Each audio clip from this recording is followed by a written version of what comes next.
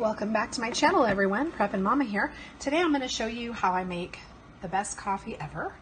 I just added some freshly ground coffee to a French press, and now I'm going to let that steep for 4 minutes, and I'll tell you how I make really good coffee with whole food ingredients. So this is actually a locally produced coffee, but just pick whatever kind you like. What I do is I use a French press because to me that's the best, you get the best product. It's just the best coffee in my opinion, and it's easy and I don't have to worry about a coffee maker and all that stuff. So I grind the beans in a coffee grinder like this. If you're using a French press, you'll want to grind them a little coarser than usual because if it's too fine, you can end up with some grounds in your coffee. When I go to the local coffee shop and buy beans and have them ground, I just tell them, please grind it for a French press, and they know that that means that they need to grind it coarser. So this time I used this kind, and it's locally produced in Jacksonville, Oregon. And I probably ground too much, but anyway, I'm making some coffee, and here's what I put in my coffee. I either put in a teaspoon of ghee or coconut oil. So today I'm doing coconut oil. That agrees with me better than dairy. Even if it's ghee with the proteins removed, I just do better without dairy. So I do that, and then I put a little splash of maple syrup. So I'm going to do that. And this is a rather large coffee cup. And I'm probably going to get in trouble when my mom sees this video. I've been off coffee for months, but today I have a migraine and I've actually already tried a lot of things. So I'm going to try caffeine right now.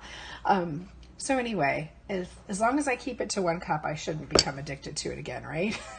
Please let me know in the comments, because when I detoxed from caffeine a couple months ago, it was actually very painful. Anyway, so I'm going to go ahead and wait for this to brew. Let it sit for another couple minutes, and then I will pour it in and show you how it looks. Okay, I'm back. The coffee should be ready to press. So because this is a French press, it's really easy. You put your coffee in the bottom. You put your coffee grounds in the bottom. You pour your hot water over and you let it steep.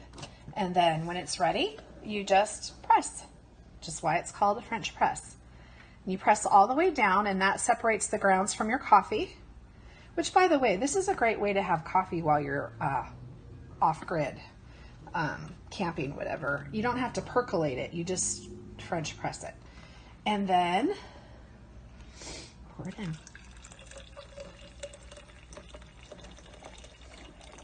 Okay, so why coconut oil or ghee? Well, here's why. Something about it makes your coffee more, it helps you think better. I don't know what it is, but adding the fat to your coffee gives your brain a boost, even more so than just having the coffee on it. So it's called bulletproof coffee. A lot of people will use butter. You can do butter, ghee, or coconut oil. Or some people use the MCT oil that's like I think it's coconut derived, but it's liquefied. You can use that as well. I prefer to just use raw or semi-refined coconut oil. There's something about it. I can tell a difference between using it and not using it in my coffee.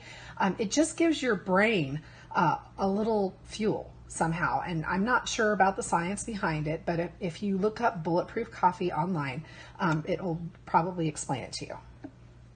Sorry, my battery's going low. Look up bulletproof coffee online. It'll probably explain it to you.